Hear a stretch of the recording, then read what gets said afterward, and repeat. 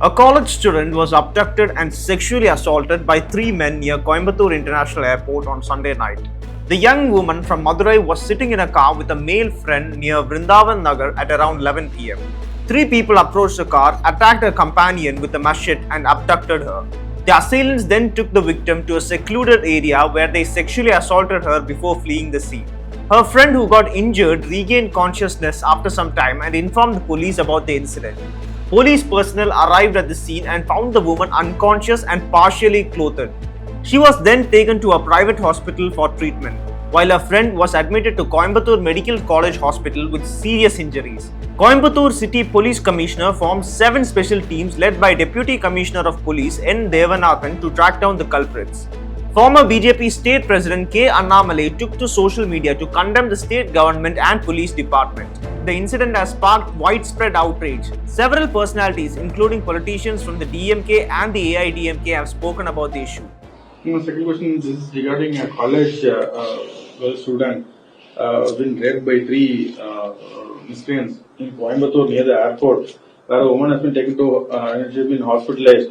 BJP and oppositions are claiming that it is because of the drug sales increase in Tamil Nadu, such incidents are happening and law and order is worse. So they have caught the people, the 3 people, and they feel that they have consumed drug.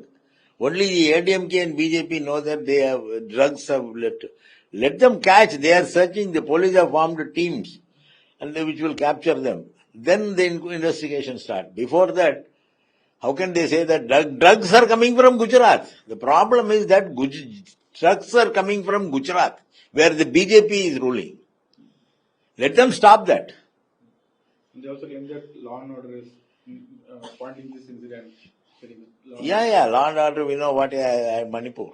What has happened in Manipur. In many of the places where BJP is ruling, even in Maharashtra recently, in West Bengal, where BJP MLAs, people went to MLA's house and attacked them. See, everywhere it is happening.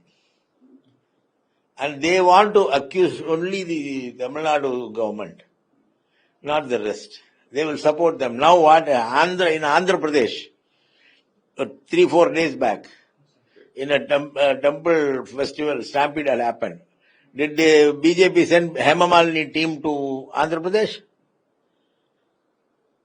So when there is a huge crowd, stampede occurring is a normal thing. But they don't want to send people to Andhra Pradesh, but they want to send Hema Malini team to Tamil Nadu. Funny people they are. Kovai மாவட்டத்தில் இந்த சம்பவம் நடந்தது மிகவும் வருத்தம் அளிக்கிறது. கோவை மாவட்ட மக்கள் எப்பொழுதுமே அமைதியா இருப்பாங்க. சட்ட ஒழுங்கு புரைத்துறை அம்மா அவர்களும் எடப்பாடி அவர்களும் சிறப்பான முறையிலே காவல்துறை நடத்தினார்கள். அதன் அடிப்படையில் பாத்தீங்கன்னா ஆர்எஸ்புரம் காவல் நிலையம் இந்தியாவிலேயே எடப்பாடியார் இருக்கும்போது நம்பர் 1 காவல் நிலையமாக பரிசு கூட வாங்கினாங்க. இன்றைக்கு இருக்கிற சூழலில் திமுக ஆட்சியில சட்ட ஒழுங்கு முழுமையாக கேட்டு இன்னைக்கு எங்களுடைய மாவட்டத்தில் அந்த சகோதரியை இன்றைக்கு பாத்தீங்கன்னா 3க்கும் மேற்பட்டவர் இந்த மாதிரி பண்ணது மிகவும் வருத்தம் அளிக்கிறது. கடுமையான நடவடிக்கை காவல்துறை இந்த அரசு எடுக்க வேண்டும். கண்டிப்பா இது போன்ற நிகழ்ச்சி எங்கேயும் நடக்கூடாது. இன்றைக்கு தமிழ்நாடு முழுவதும் பாத்தீங்கன்னா சட்ட ஒழுங்கு மிக மோசமாக இன்றைக்கு கஞ்சா இங்க வைக்கிறாங்க, இளைஞர்கள் சீரழிகிறாங்க. இன்றைக்கு பாலியல் பலாத்காரம் ரொம்ப அதிகமாயிருச்சு. எங்களுடைய கோவை மாவட்டத்தில் இந்த மாதிரி நடந்தது மிகப்பெரிய வருத்தம். கண்டிப்பா கடுமையான நடவடிக்கை எடுக்கணும்.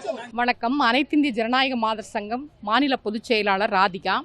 நேற்றைக்கு கோவை மாவட்டத்தில் இருக்கக்கூடிய விமான நிலையத்தின் பின்புறமாக ஆண் நண்பருடன் பேசிக் கொண்டிருந்த பெண்ணை ஆண் நண்பரை கடுமையாக தாக்கிவிட்டு அந்த இளம் பெண்ணை கடத்தி சென்று கூட்டு பாலியல்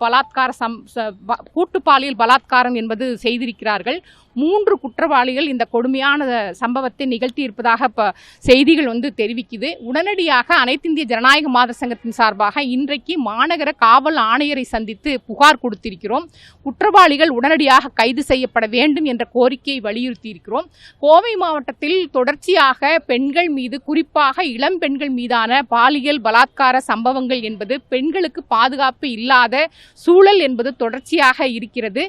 கோவை மாவட்டத்தினுடைய காவல்துறை குறிப்பாக கல்லூரி கல்லூரியில் படிக்கக்கூடிய இளம்பெண்கள், பள்ளி மாணவிகள் இவர்களுக்கான பாதுகாப்பை உறுதி செய்திட வேண்டும் என்ற கோரிக்கையை முன்வைத்திருக்கின்றோம். குற்றவாளிகளை உடனடியாக கைது செய்திட வேண்டும் என்ற கோரிக்கையை முன்வைத்திருக்கிறோம். இல்ல, அந்த ஏர்போர்ட்டுக்கு பின்னாடி இருக்கக்கூடிய இடம் வந்து பார்க் கிடையாது. அந்த இடத்துல வந்து அந்த பெண் அந்த நேரத்துல போறதுக்கு ஏதாவது காரணம் இருக்குங்களா? அது தனிமனித சுதந்திரம் சம்பந்தப்பட்ட விஷயம். இரவு நேரமானாலும் கூட இங்க இருக்கக்கூடிய சூழல்ல அந்த பெண் எதற்காகவாவது கூட வந்து போயிருக்கலாம். அதை கேள்வி கேட்பது என்பது சரியானது கிடையாது. இருக்கக்கூடிய எந்த நேரமா இருந்தாலும், எந்த காலமாக இருந்தாலும், எந்த இடமாக இருந்தாலும் பெண்களுக்கு பாதுகாப்பை உறுதி செய்ய வேண்டிய பொறுப்பு காவல்துறைக்கும் அரசுக்கும் இருக்கு அப்படிங்கிறது தான். காவல்துறை ஒரு 7 தனிப்படைகளை அமைத்திருப்பதாக வந்து தகவல் சொல்லியிருக்கிறாங்க. உடனடியாக வந்து குற்றவாளிகளை வந்து கைது செய்து விடுவோம் என்ற நம்பிக்கை தெரிவித்திருக்கிறார்கள். ஜனநாயக மாத சங்கத்தின் சார்பாகவும் முதலமைச்சரையும் வந்து வலியுறுத்த இருக்கிறோம். கோவை மாவட்டம் குறிப்பாக ஒரு வளர்ந்து வரக்கூடிய மாவட்டம், கல்வி நிலையங்கள் அதிகமாக இருக்கக்கூடிய இந்த மாவட்டத்தில் இளம் பெண்களுக்கு, குறிப்பாக கல்லூரி மாணவிகளுக்கான பாதுகாப்பை உறுதி செய்திட வேண்டும் என்ற கோரிக்கையை வலியுறுத்தி இருக்கிறோம்.